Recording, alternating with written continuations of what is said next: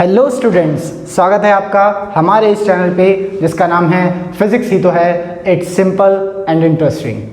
बेटा अभी तक आप लोग फर्स्ट एंड सेकंड यूनिट को एक साथ पढ़ चुके हो। यूनिट्स एंड डायमेंशंस का टॉपिक था, व्हाट इज फिजिक्स का टॉपिक था। अब हम नेक्स्ट टॉपिक पे आते हैं। एनसीईआरटी के अंदर नेक्स्ट टॉपिक 1D मोशन है, वन डायमेंशन मोशन। पर वन डायमेंशन मोशन को समझने से पहले आपको एक एक्स्ट्रा टॉपिक पढ़ना पड़ेगा जिसको कहते हैं वेक्टर्स, क्योंकि कंपटीशन और सीबीएसई दोनों में ही आपके कोर्स में ही वेक्टर्स का बहुत इंपॉर्टेंट रोल है। तो हम पहले वेक्टर्स का बेसिक जानेंगे, क्योंकि ये 9th क्लास का रिवीजन भी चल रहा है। 9th क्लास में आप एक बार स्केलर और वेक्टर्स पढ़ चुके हो, पर इतना डिटेल में नहीं पढ़ा जितना अब पढ़ना है। तो बेसिकली हम वेक्टर्स को स्टार्टिंग से पढ़ेंगे कि वेक्टर्स क्या होते हैं, उसकी शुरुआत कहाँ से होती है, कब ज़रूरत पड़ती है और कैसे कैसे उनको सॉल्व करते हैं। चलिए शुरू करते हैं। सबसे पहले हम ये जानते हैं कि अगर हम वेक्टर्स पढ़ना है तो वेक्टर्स पढ़ने के लिए हम शुरुआत कहाँ से करेंगे। हम शुरुआत करेंगे फिजिकल क्वांटिटी से, वही पुराना चैप्टर। देखिए जैसे स्टोरी याद रहती है ना आपको एक ही बार में सुन के, वैसे ही फिजिक्स भी याद रहेगी, वैसे ही दिमाग में कॉन्सेप्ट घुस जाएंगे अगर आपने स्टेप बाय स्टेप पकड़ा। आप मेरे साथ चलेंगे सीधे सीधे, एक से अगला स्टेप, अगले स्टेप से अगला स्टेप, सीधे सीधे स्टेप्स में आपको पूरी की पूरी फिजिक्स टिप्स पे हो जाएगी। जो लोग ऑफलाइन में से पढ़ते हैं वो जानते हैं कि मैं कभी बुक्स नहीं उठाता, वो इसलिए क्योंकि मेरे को सारी की सारी टिप्स पे याद है। अब आपको भी हो जाएगी। देखें, बात यह है कि अगर आपको वेक्टर्स को पढ़ना शुरू करना है तो शुरुआत करनी थी फिजिकल क्वांटिटीज से। याद करो वो फिजिकल क्वांटिटीज जो हमने फर्स्ट चैप्टर्स में पढ़ी थी। क्या बेसिक फंडामेंटल फिजिकल क्वांटिटीज कितनी होती थी? 5? नहीं, कितनी होती थी? 7। हाँ, तो फिजिकल क्वांटिटीज बेसिक वाली फंडामेंटल फिजिकल क्वांटिटीज जो होती थी वो 7 होती थी। जल्दी से रिवाइज कराओ। क्या मास होता था, लेंथ होता था, टाइम होता था, एंड सो ऑन। क्या मन में याद है आपको? याद नहीं है तो पुरानी वाली वीडियो देख के याद करें। अब मैं दोबारा बोल के टाइम वेस्ट तो नहीं करूंगा। देखिए बेटा, जो फिजिकल क्वांटिटीज आपने पहले पढ़ी हुई हैं उनकी एक एक फिजिकल क्वांटिटी की अलग अलग डायमेंशन होती है, मतलब अलग अलग वैरायटी होती है। डायमेंशन नहीं, वैरायटी कहेंगे। अलग अलग वैरायटी होती है। कहना क्या चाहता हूं अभी समझ में आएगा। अगर मैं कह रहा हूं क्या डिस्टेंस एक लेंथ की वैरायटी है तो आप कहोगे हाँ सर डिस्टेंस लेंथ ही तो होती है। अगर मैं कहूं डिस्प्लेसमेंट, 9th में पढ़े हैं आपने, क्या होते हैं भूल गए हैं सर, डिस्प्लेसमेंट क्या होता है, डिस्टेंस क्या होता है, फर्क क्या होता है, डोंट वरी मैं रिवाइज करा दूंगा, परेशानी हो ना। फिलहाल क्या कह रहा हूं कि सर डिस्टेंस जो भी है लेंथ की तो वैरायटी है, टाइम थोड़ी है। डिस्टेंस अगर कोई कहे तो आप ये थोड़ी कहोगे सर 2 सेकंड डिस्टेंस, ऐसे थोड़ी होगा। मीटर भी करोगे ना तो है तो लेंथ की वैरायटी। डिस्प्लेसमेंट क्या ये भी लेंथ की वैरायटी है? आप कहोगे हाँ। बेटा एक ही फिजिकल क्वांटिटीज की अलग अलग टाइप की वैरायटी हुआ करती थी। जैसे इसी के अंदर लेंथ भी आ रहा है और लेंथ की वैरायटी में डिस्टेंस भी आ रहा है और डिस्प्लेसमेंट भी आ रहा है। तो बेसिकली कहना ये चाह रहे हैं कि इन वैरायटीज के ऊपर, इनकी कुछ क्वालिटीज के ऊपर हमने सारी की सारी फिजिकल क्वांटिटीज को, चाहे वो बेसिक फिजिकल क्वांटिटीज हो या को फंडामेंटल हो चाहे डिराइव्ड हो, हर फिजिकल क्वांटिटी को हमने डिवाइड कर दिया उनकी इन प्रॉपर्टीज के ऊपर, कुछ उनकी वैरायटीज के ऊपर। जो वो डिवीजन कहलाई, उनके डिविजन्स के अंदर ही एक पार्ट हुआ स्केलर, दूसरा पार्ट हुआ वेक्टर और तीसरा पार्ट हुआ टेंसर। टेंसर वाली हो सकता है आपने ना पढ़ी हो, पर जिन्होंने नहीं पढ़ी है पढ़ेंगे, क्योंकि हम जब शुरुआत कर रहे हैं जितना आपके कोर्स में बस उतना ही पढ़ेंगे, पर उतना तो पढ़ेंगे ना, छोड़ेंगे नहीं कुछ भी। सुनिएगा दोबारा से क्या कहता हूं कि इस दुनिया में फंडामेंटल क्वांटिटीज हुआ करती थी। फंडामेंटल क्वांटिटीज याद करिए, फंडामेंटल क्वांटिटीज किसका पार्ट हुआ करती थी?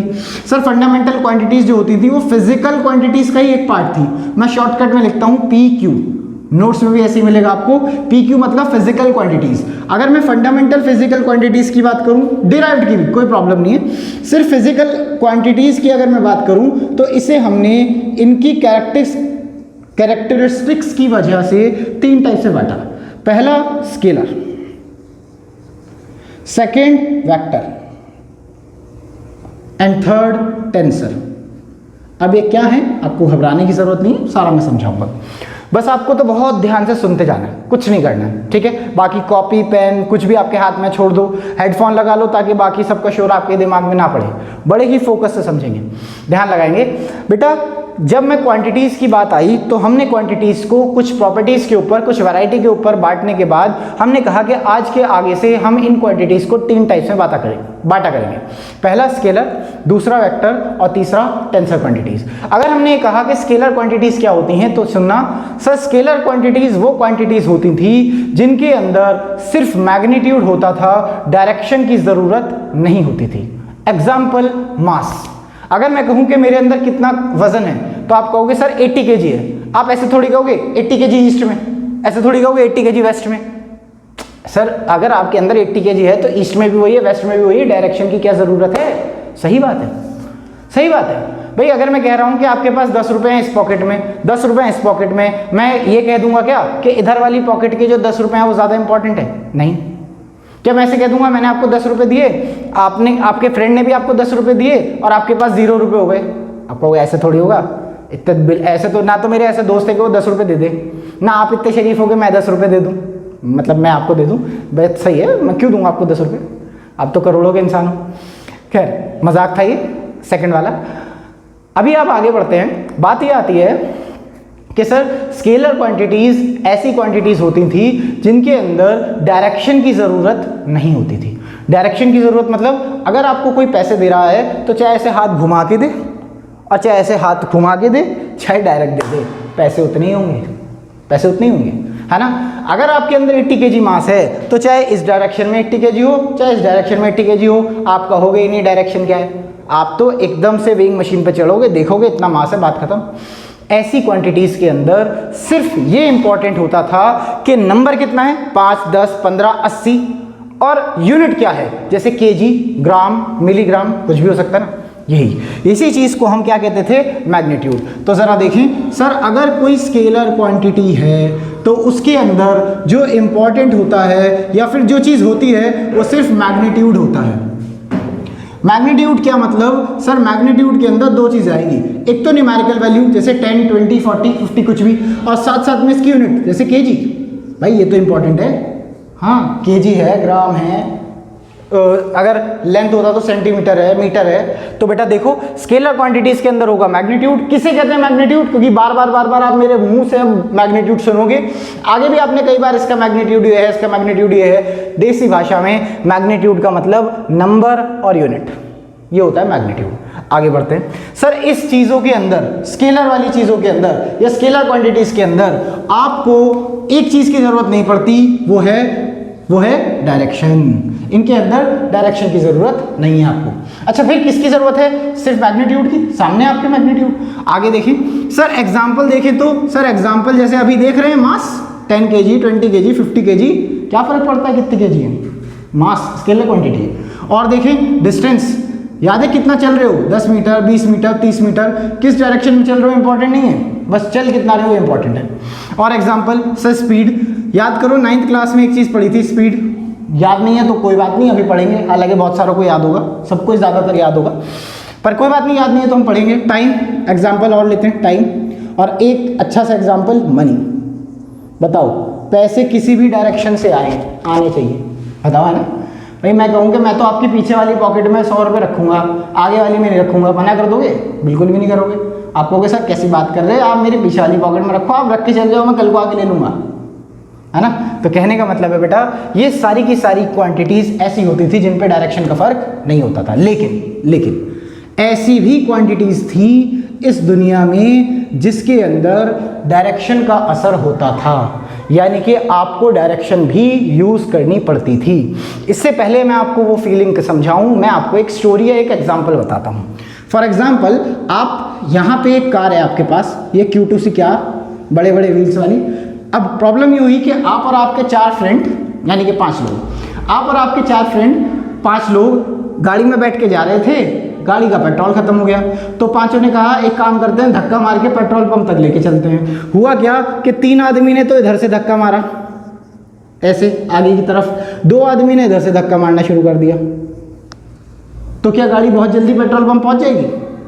आप कहोगे ये क्या बेवकूफ़ी है भाई, 5 दोस्त हैं, 3 दोस्त इधर को धक्का मार रहे हैं, 2 दोस्त इधर को धक्का मार रहे हैं, उल्टा धक्का मार रहे हैं मतलब फोर्स लगा रहे हैं, है ना। इतना तो आप सब समझते हो, 11th में आ गए हो आप। 3 दोस्त इधर से धक्का मार रहे हैं, 2 उधर से धक्का मार रहे हैं, क्या बड़ा समझदारी का काम कर रहे हो ना आप सब? है ना, थोड़े दिन में नोबेल प्राइज दिया जाएगा ना इन वालों को। कहने का मतलब सर ये तो कतई ही बेवकूफ़ी हो रही है कि 3 लोग इधर से धक्का मारें और 2 लोग उधर से धक्का मारें, गाड़ी पे तो चलना गाड़ी का तो और मुश्किल कर रहे हैं ये दोनों बेवकूफ़। आप फटाक से जाओगे इन दोनों दोस्तों के कनपटी पे मारोगे, उसके बाद कहोगे भाई इधर आओ, इधर आओ, हमारा सपोर्ट करो, तब गाड़ी ज़्यादा तेज़ी से आगे जाएगी। बताओ आया कि नहीं आया समझ? बहुत आसान सी स्टोरी। सर 3 लोग इधर से धक्का मारे, 2 उधर से धक्का मारे, तब ज़्यादा तेज़ चलेगी गाड़ी, या सारे उधर से धक्का मारेंगे तब ज़्यादा तेज़ चलेगी? सर सारे एक डायरेक्शन में धक्का मारेंगे ना, तब ज़्यादा तेज़ चलेगी। सीधी सीधी बात है। मैं तो कहता हूँ पेट्रोल ख़त्म नहीं होगा तब ज़्यादा तेज़ चलेगी, पर अगर हो गया तो वही वाली कंडीशन है ना। खैर बहुत ही वाहियात मजाक था, मैं जानता हूँ, इग्नोर करना। अभी हम बात ये कर रहे हैं कि सर अगर सारी की सारी फोर्सेस इस डायरेक्शन में लग रही थी तो असर अलग आ रहा था, और 3 फोर्सेस इस डायरेक्शन में और 2 फोर्सेस ऑपोजिट डायरेक्शन में लग रही थी तो क्या असर चेंज हो जा रहा था? हाँ, तो यही समझाना चाह रहा हूँ। फोर्स एक ऐसी क्वांटिटी होती है जिसकी इंपॉर्टेंस मैग्नीट्यूड के साथ साथ डायरेक्शन की भी होती है। ये भी इंपॉर्टेंट है कि कितनी फोर्स लग रही है, पर ये भी इंपॉर्टेंट है कि किस डायरेक्शन में लग रही है, क्योंकि अभी देखा डायरेक्शन चेंज होते ही खत्म। ऐसे समझ कि मेरे पे आपने इधर से धक्का मारा, आपने मेरे पे धक्का मारा इधर की तरफ 100 न्यूटन से, किसी और दोस्त ने उधर से धक्का मारा इस डायरेक्शन में 100 न्यूटन से, मैं किधर जाऊँगा? किधर भी नहीं जाऊँगा। इधर वाले 100 ने इधर वाले 100 को ख़त्म कर दिया, कहीं भी नहीं जाऊँगा, मैं यहीं खड़ा रहूँगा, बस बेचारा पिटता रहूँगा पागल की तरह, है ना। लेकिन ऐसे सोच कि आपने इधर से धक्का मारा, दूसरे वाला भी घूम के आया, उसने भी इधर ही धक्का मारा, तब तो भाई बहुत ज़ोर से इधर की तरफ जाऊँगा ना। हाँ, तो आई थिंक आपको सबके अंदर ये फीलिंग आ गई होगी कि आखिरकार ये वेक्टर्स जो होते हैं ना, इनके अंदर डायरेक्शन इंपॉर्टेंट होती है। जैसे कि फोर्स, कुछ क्वांटिटीज ऐसी होती थी जिनके अंदर डायरेक्शन इंपॉर्टेंट होती थी, पर क्या उनके अंदर मैग्नीट्यूड इंपॉर्टेंट नहीं होता था? नहीं सर, मैग्नीट्यूड भी इंपॉर्टेंट होता था, डायरेक्शन भी इंपॉर्टेंट होती थी, दोनों चीजें इंपॉर्टेंट थी। जैसे फोर्स है तो ये भी इंपॉर्टेंट है कि किस डायरेक्शन में लग रही है, पर ये भी इंपॉर्टेंट है कि कितनी लग रही है। 5 लगाओगे तो अलग, 10 लगाओगे तो अलग, 15 लगाओगे तो अलग, 15 न्यूटन लगाओगे तो अलग, 15 किलो न्यूटन लगाओगे तो यूनिट भी इंपॉर्टेंट है, न्यूमेरिकल वैल्यू भी इंपॉर्टेंट है और डायरेक्शन भी इंपॉर्टेंट है। जिसके अंदर तीनों चीज़ें इंपॉर्टेंट हो जाती हैं वही क्वांटिटीज वेक्टर्स कहलाती हैं। एग्जैक्ट डेफिनेशन सारी बुक्स में लिखी हुई है, सारी बुक्स में। मैं भी आपको नोट्स प्रोवाइड करूंगा, उसमें भी लिखी होगी। कोई आपसे खास ये नहीं पूछता what do you mean by vectors की डेफिनेशन बताओ, आपको तो मन में फील करना है, क्योंकि ये तो 9 से सीखता आ रहा हूँ मैं, स्केलर वेक्टर 9 से सीखता आ रहा हूँ मैं। आपको फील करके चलना कि अब वेक्टर्स आपके बहुत टफ होने वाले हैं, ठीक है, और 2 साल तक सबसे ज़्यादा यही काम आएंगे, सबसे ज़्यादा वेक्टर्स। तो समझिए, क्योंकि बात मैं फोर्स की कर रहा हूँ तो मैंने आपको एग्जाम्पल समझा दिया है कि सर ऐसी चीज़ें जिसके अंदर मैग्नीट्यूड तो चाहिए ही चाहिए, पर डायरेक्शन भी चाहिए, क्योंकि डायरेक्शन के बिना ये अधूरा है। अगर डायरेक्शन भी चाहिए तो ऐसी चीज़ों को ही, या इन दोनों से जो मिलके बनता था उसे ही हम वेक्टर कहते हैं। ठीक है, हो गया डेफिनेशन। 1 सेकेंड, अधूरी नॉलेज नहीं लेनी है, 1 सेकेंड। सर ऐसी क्वांटिटीज जिसके अंदर मैग्नीट्यूड भी इंपॉर्टेंट हो, डायरेक्शन भी इंपॉर्टेंट हो, एक बात भूल गए, स्पेशल वेक्टर के लॉज भी फॉलो करें, प्लस एक और चीज लिखेंगे, फॉलो वेक्टर लॉज। अब ये वेक्टर लॉज क्या होते हैं? ये वेक्टर लॉज क्या होते हैं उस बात को तो आप आने वाले वेक्टर्स के लेक्चर्स में सीखेंगे। पर ये समझ लेना, जैसे आपके खानदान, एग्जाम्पल समझते हैं कि मान लीजिए आप एक बहुत बड़ी ऊंची खानदान में पैदा हो गए, तो जब आपके घर में उसके पैदा हो गए किसी ऊंचे खानदान के, तो आप खानदानी वो वाली कैटेगरी से बिलोंग करते हो। लेकिन जब आप एक बड़े खानदान में पैदा होते हो तो आपके पापा, आपके दादा या आपके जो बड़े लोग होते हैं वो आपको समझाते हैं, देखो हमारे घर में रहने के कुछ रूल्स हैं, ये कुछ मर्यादा हैं, ये कुछ लॉज हैं, इनको नहीं तोड़ना, नहीं तो बेघर कर दिए जाओगे, है ना। वही चीज़ यहाँ है भाई, कुछ लॉज हैं जो वेक्टर्स के लिए बनाए गए। अगर डायरेक्शन भी इंपॉर्टेंट है, मैग्नीट्यूड भी इंपॉर्टेंट है, पर उस बदतमीजी दिखाई उस फिजिकल क्वांटिटी ने और वेक्टर लॉ को फॉलो नहीं किया, अगर कोई बदतमीजी दिखाई तो वेक्टर भी अपनी बिरादरी से अलग कर देते हैं। जैसे करंट जो है, इलेक्ट्रिक करंट वेक्टर्स में नहीं आता। क्यों? उसके अंदर वैल्यू भी होती है, 5 एम्पियर, 2 एम्पियर, 3 एम्पियर, आपने सीखा है ना 10th क्लास में, उसके अंदर वैल्यू भी होती है यानी कि मैग्नीट्यूड भी होता है और डायरेक्शन भी होती है। याद करो करंट इस डायरेक्शन में जा रहा है कि करंट इस डायरेक्शन में जा रहा है, याद है? हाँ, तो सर वेक्टर्स के अंदर इलेक्ट्रिक करंट को नहीं लिया जाएगा। क्यों?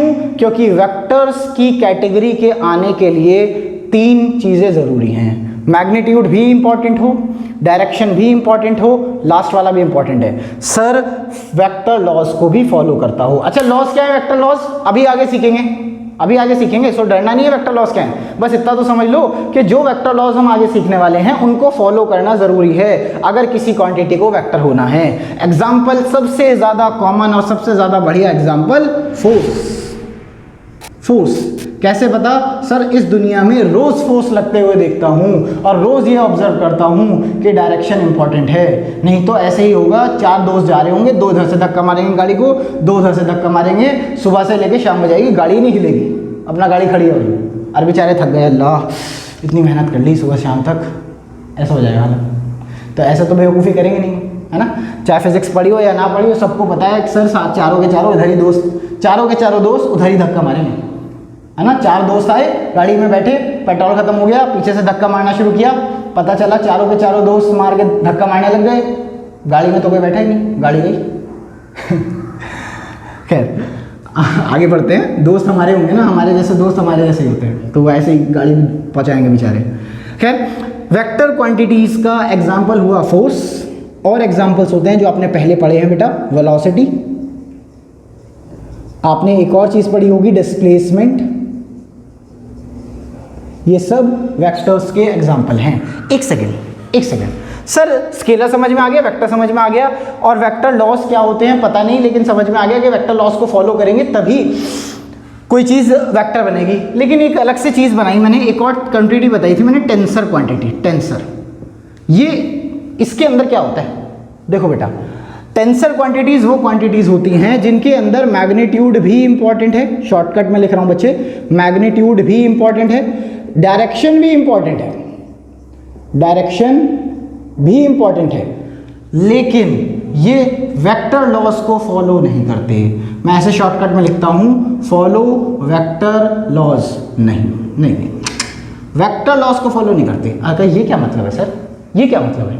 मतलब ये है बेटा कि अगर करंट इस डायरेक्शन में जा रहा हो तो भी 5 एम्पियर, एग्जाम्पल के लिए मान लेते हैं कि 5 एम्पियर का करंट इस डायरेक्शन में जा रहा है, ऐसे, ठीक है।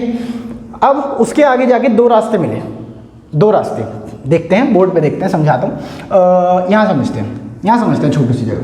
देखो सर, देखो एक बॉक्स बना रहा हूँ मैं, यहाँ समझाने की कोशिश करता हूँ। सर ये एक वायर है और इसके अंदर 5 एम्पियर का करंट आ रहा है, और इस वायर में से 2 वायर निकली, एक इधर और एक इधर, ठीक है।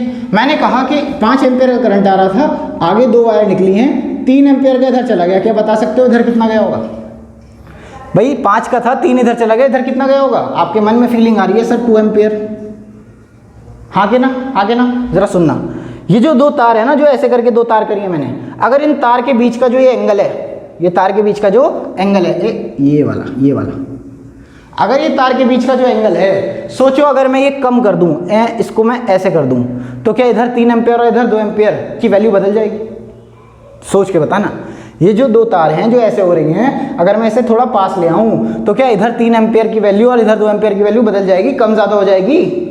आप कहोगे नहीं होगी। क्या इन दोनों का टोटल कितना बैठ रहा है? इन दोनों का टोटल कितना बैठ रहा है? 5 एम्पियर।